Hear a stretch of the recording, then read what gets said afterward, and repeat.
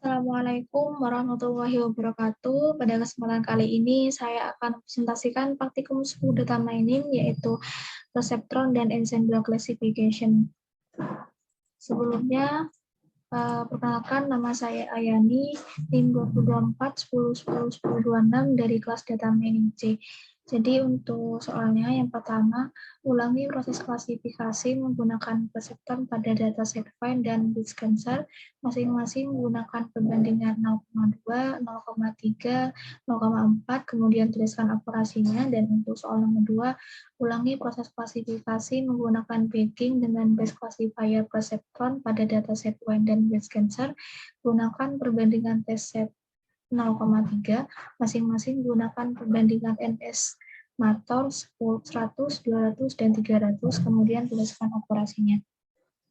Baik, jadi sebelum kita ke implementasi soalnya, di sini saya sudah mengimpортkan beberapa library yang dibutuhkan. Di sini saya melakukan NumPy diariskan dengan FP, kemudian saya mengimpортkan pandas diariskan dengan PD. Setelah itu di sini saya mengimportkan ada beberapa library eskalan.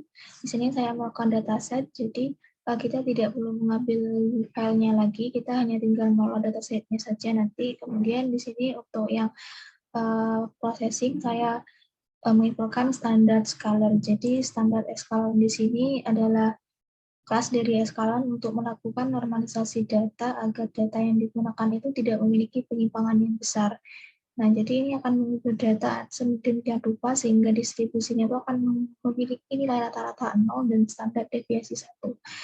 Kemudian di sini saya juga dari linear model saya menentukan perceptron. Jadi perceptron ini biasanya digunakan untuk mengklasifikasikan suatu tipe pola tertentu. Jadi menggunakan algoritma training untuk melakukan klasifikasi secara linear atau yang sering dikenal juga dengan pemisahan secara linear.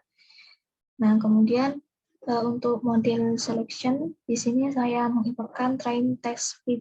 Jadi train test fit ini adalah sebuah fungsi dalam pemilihan model eskalan untuk memisahkan data array menjadi dua subbagian. Jadi akan membagi dataset atau mengisi dataset menjadi data training dan juga data testing. Dan untuk eskalan matriksnya saya mengimportkan akurasi skor. Jadi ini untuk menghitung skor akurasinya. Kemudian di sini yang terakhir dari eskalan ensemble saya mengimportkan bagging classifier.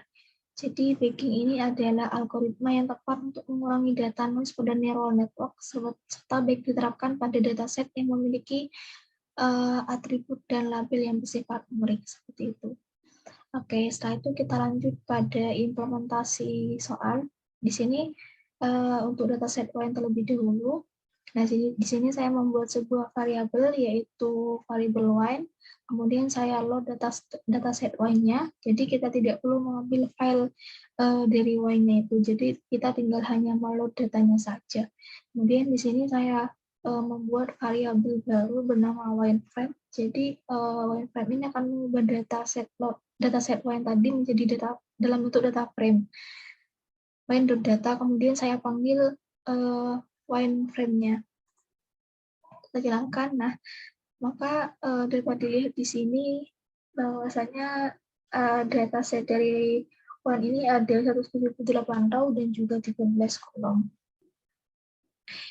Kemudian setelah itu kita train datanya. Nah, untuk X ini, untuk X, Y, data ini untuk menampung data source yang akan kita training. Sedangkan untuk Y ini untuk, untuk X ini isinya itu dataset Y yang termasuk atribut Y. Jadi data dari atribut dataset Y yang tadi. Kemudian untuk yang Y ini isinya dataset Y yang termasuk target atau kelasnya. Jadi X ini adalah atributnya dan Y ini adalah kelasnya atau targetnya, seperti itu. Kemudian di sini kita melakukan perbandingan. Nah, di sini kita pecah atau kita membuat sebuah variabel xtrain 1, 2, dan juga 3. Nah, untuk xtrain di sini untuk menampung data source yang akan di-training, kemudian untuk xtest untuk menampung data target yang akan di-testing. Nah, untuk YTrain ini untuk menampung data source yang akan di-training, sedangkan untuk YTest untuk menampung data target yang akan kita testing. Nah, sedangkan untuk train test split ini akan membagi data menjadi data training dan juga data testing. Nah, sedangkan untuk X, Y di sini adalah variabel yang digunakan saat mendefinisikan data source dan data targetnya. Nah, untuk test size-nya ini untuk mendefinisikan ukuran atau perbandingan data testingnya yaitu sebesar 0,2, 0,3, dan juga 0,4 sesuai dengan keterangan yang sudah ada di soal. Kemudian kita standar scalar. Nah, di sini saya membuat variabel bernama SC sama dengan standar scalar. Jadi akan disimpan pada variabel SC. Kemudian di sini saya latih SC-nya menggunakan sc.fit xtrain 1. Jadi kita latih yang xtrain 1 dulu. Kemudian di sini saya membuat sebuah variabel baru untuk standarisasinya. Nah, di sini saya membuat variabel yaitu xtrain 1 std dan juga xtest 1 std. Kemudian di sini saya transform yang xtrain 1 dan juga xtest 1 sama halnya dengan yang di atas ini. Untuk yang sc.fit xtrain 2, jadi kita latih untuk yang xtrain 2 ini. Kemudian membuat variabel yaitu xtrain 2 std dan juga xtest 2 std, kemudian kita transform dari xtrain 2 dan juga xtest 2-nya ini. Setelah itu selanjutnya SC kita latih yang xtrain 3. Xtrain 3 membuat variabel yaitu xtrain 3 std atau standarisasi, kemudian kita transform yang xtrain 3 dan juga xtest 3 seperti itu. Jadi untuk yang atas ini kita masukkan, kemudian setelah itu kita standarisasi atau kita transform. Oke, kita jalankan. Oke, nah setelah itu di sini kita melakukan perceptron. Jadi pertama-tama saya membuat sebuah variabel ini bebas, variabel apa saja yang akan kita gunakan. Di sini saya menggunakan variabel PCP. Nah, di sini untuk perseptronnya, untuk learning rate-nya saya menggunakan yang default dan menggunakan random state. Jadi data yang akan kita pilih secara acak. Kemudian untuk PCP-nya di sini kita latih algoritmanya untuk yang xtrain 1 std dan juga ytrain 1 yang tadi. Xtrain 1 yang sudah distandarisasi tadi yang di sini. Nah, kemudian di sini ada variabel YPRED1, YPRED2, dan juga YPRED3. Ini untuk memprediksi. Kemudian kita panggil PCP-nya yang tadi atau perseptronnya. Kemudian kita prediksi dari xtest1 yang sudah distandarisasi tadi. Nah, kemudian kita print akurasinya dengan test size-nya itu 0,2 dan akurasi skornya itu mengambil dari parameter yang YT1 dan juga YPRED1.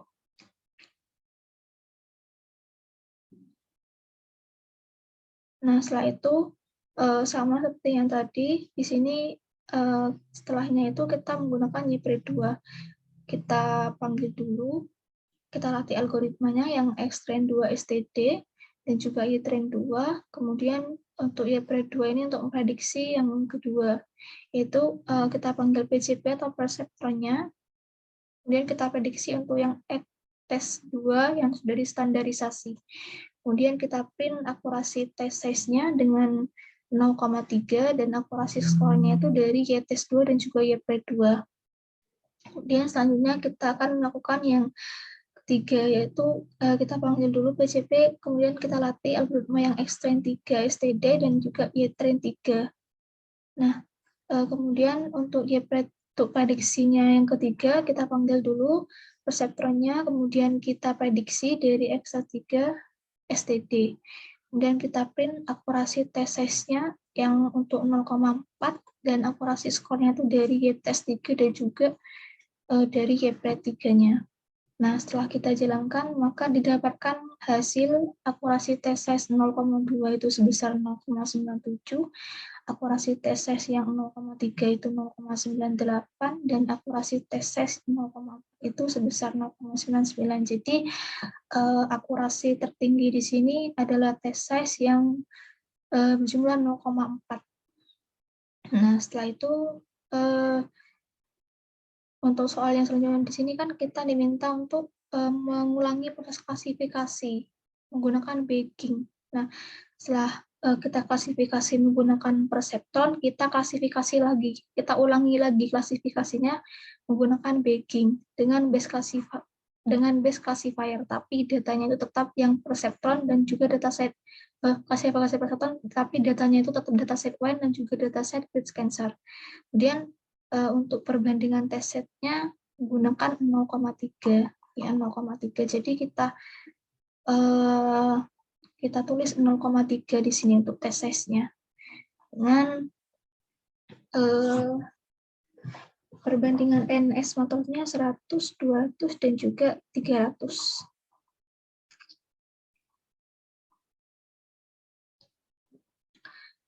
Oke, jadi di sini kita inisialisasikan terlebih dahulu untuk X-ray-nya, X-test-nya, Y-tray-nya, dan juga Y-test-nya, serta train test plate-nya, begitu juga dengan variabel kemudian untuk test size-nya. Size-nya sudah kita isi dengan 0,3. Kemudian di sini untuk variabel SC, standar eskalar, kita latih untuk yang S-rank 3. Nah, di sini ada variabel S-rank 3 STD, kita standarisasi atau kita transform untuk yang S-rank 3 dan juga S-test 3-nya. Nah, setelah itu kita melakukan bagging. Nah, di sini saya membuat sebuah variabel baru bernama PCP2 untuk perseptronnya. Ini saya menggunakan default dan masih menggunakan random state untuk angkanya. Kemudian di sini kita bagi lagi untuk BC1-nya, kemudian BC2 dan juga BC3-nya atau bagging classifier-nya itu ada 3. Untuk yang pertama, bagging classifier yang pertama ini untuk akurasi yang 100, N estimatornya itu 100, untuk yang bagging classifier yang 2 itu untuk yang 200, kemudian untuk yang bagging classifier 3 ini untuk yang 300. Jadi di sini untuk bagging classifier, nah njob maksudnya njob di sini, njob -1 di sini berarti kita itu menggunakan semua data yang tersedia, dan jika kita mau menentukan dengan nilai tertentu, maka data itu hanya akan digunakan untuk pelatihan saja. Nah, kemudian kita untuk yang bagging classifier 1 ini kita latih algoritmanya untuk yang extend standarisasi yang sudah distandarisasi tadi, dan untuk Y-trend satunya. Nah, kemudian untuk memprediksinya, kita panggil BC1-nya yang tadi, kemudian kita lakukan prediksi untuk XT1 STD-nya. Nah, di sini untuk menghitung akurasinya, itu akurasi skor YT1 dan juga YPRED1. Kemudian kita print untuk akurasi bagging classifier yang N estimatornya itu 100. Kemudian yang BC2 juga sama, kita latih algoritmanya, kemudian kita prediksi, setelah itu kita lakukan menghitung akurasi skornya, kemudian kita print untuk akurasi bagging classifier yang N estimatornya atau 200, untuk yang akurasi kedua. Nah, untuk yang akurasi ketiga ini sama juga. Nah, kita tinggal nanti algoritma yang untuk X-trend 3, STD dan juga Y-trend 3, kemudian kita prediksi yang ketiga kalinya, kemudian kita panggil dulu BC3-nya, kemudian kita prediksi untuk yang X-test 3 dan juga X-test 3 STD yang sudah distandarisasi, kemudian ini untuk menghitung akurasi skor yang ketiga, yaitu mengambil dari parameter Y-test 3 dan juga Y-pred 3, kemudian kita print akurasi dari bagging classifier yang N estimatornya itu 300. Nah, setelah kita jalankan, didapatkan hasil untuk akurasi bagging classifier yang N estimatornya itu 100 sebesar 0,97.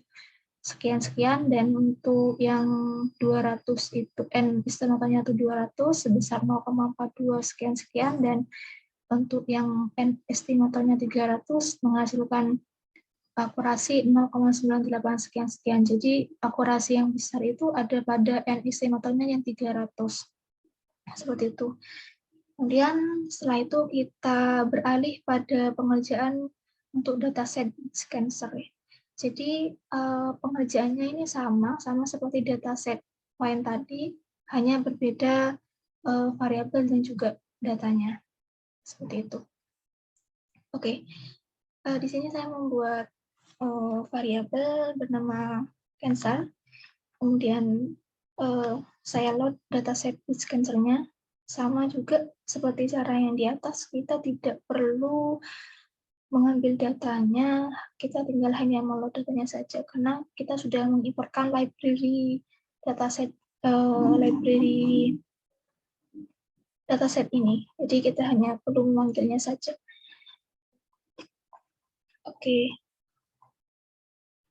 Setelah itu saya membuat variabel bernama cancer frame ini untuk mengubah dataset yang tadi ke bentuk data frame. Kemudian saya panggil cancer frame-nya. Kita jalankan.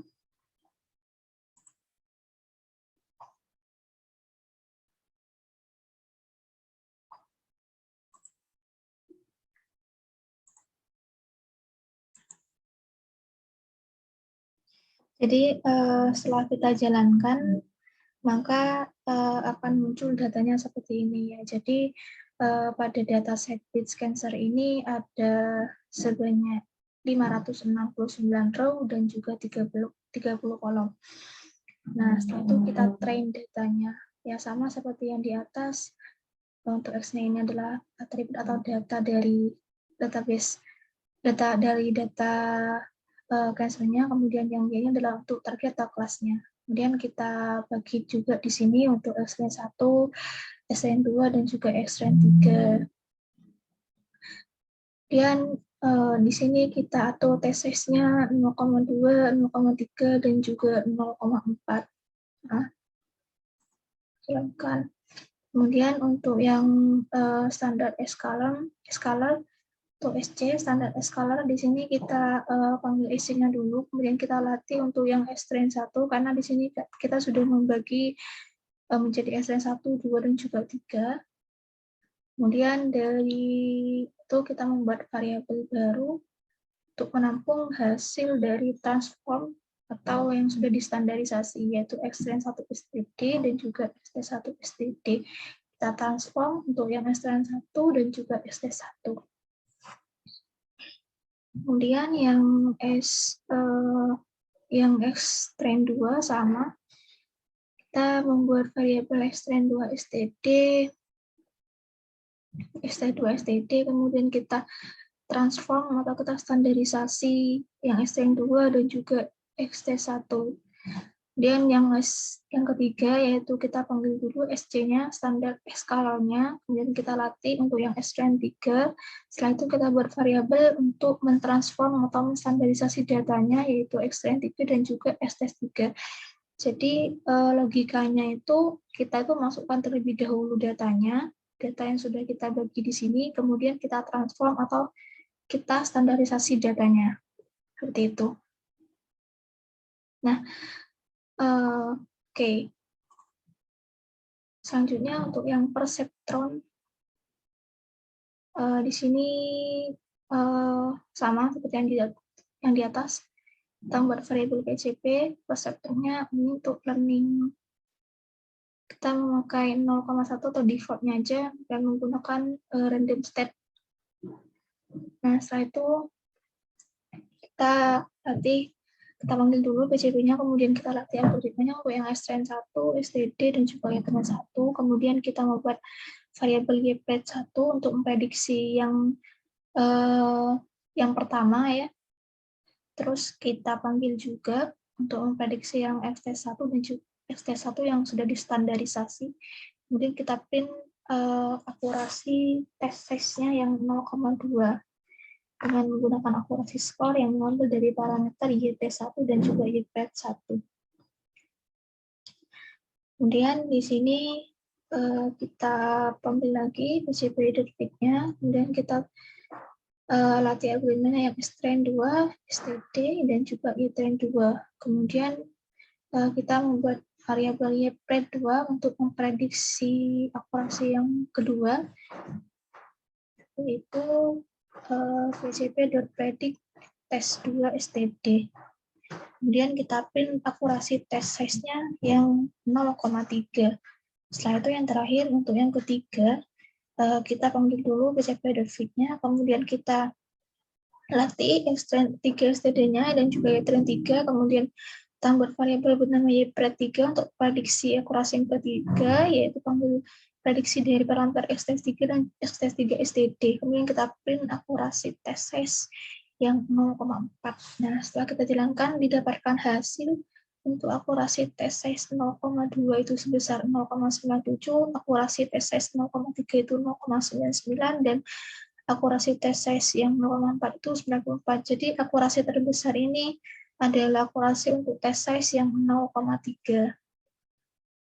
Kemudian di sini kita melakukan bagging kembali seperti yang dataset find. Jadi di sini kita inisialisasikan terlebih dahulu untuk xtrend, xtest, ytrend, ytest, dan untuk trend test peak-nya, kemudian variabelnya dan juga test size-nya tetap yang memakai 0,3 sesuai yang ada di soal. Kemudian untuk SC-nya, untuk standar scalar-nya, di sini kita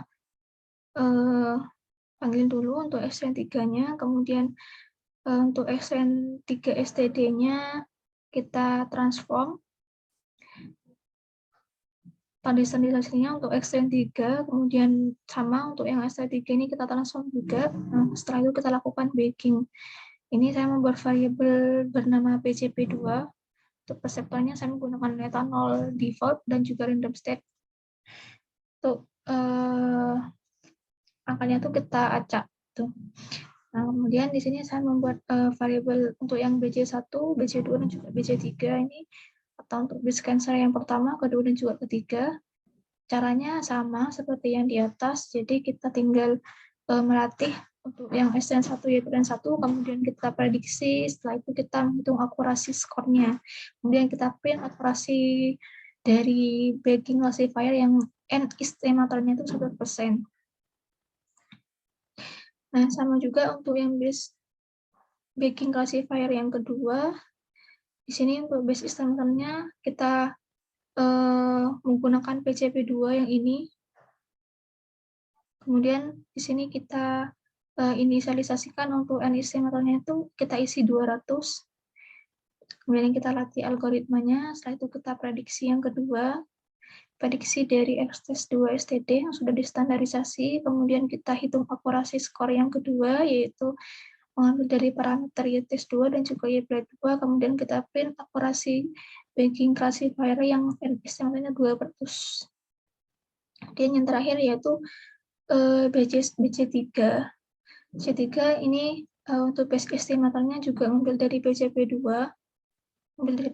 terlebih dahulu, kemudian untuk N sebenarnya kita isi 300, kemudian kita latih algoritmanya, setelah itu kita prediksi, kemudian kita hitung akurasi skornya, dan kita print akurasi skor dari N yang 300, dan menghitung akurasi yang ketiga. Nah, setelah itu didapatkan hasil untuk akurasi bagging classifier dengan N estimator 100 itu sebesar 0,97 sekian-sekian, dan untuk akurasi bagging classifier untuk N estimator 200 itu sebesar 0,53, dan akurasi bagging classifier untuk N estimator 300 itu sebesar 0,9561 sekian-sekian. Jadi untuk akurasi yang tertinggi itu adalah akurasi dengan akurasi bagging classifier yang tertinggi itu dengan akurasi yang istilahnya 100, yaitu menghasilkan 0,97. Tuh. Baik, mungkin itu saja yang dapat saya sampaikan untuk tugas dari praktikum 10 data mining. Kurang lebihnya mohon maaf. Wassalamualaikum warahmatullahi wabarakatuh.